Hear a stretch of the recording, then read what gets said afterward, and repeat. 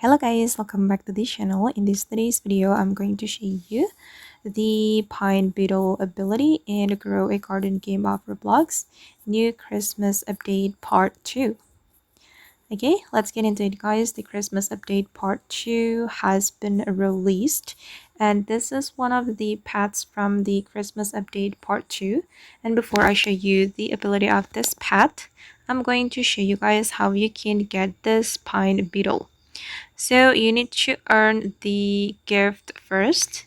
You can submit your Christmas mutated plans and you will get a gift.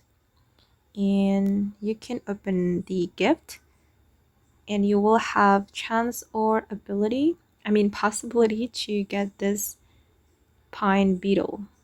Okay, as you can see, you will have 4.55% chance to get this Pine Beetle from the rare gift. Okay, and for the mythical gift, you will have more chance, which is 14.63%.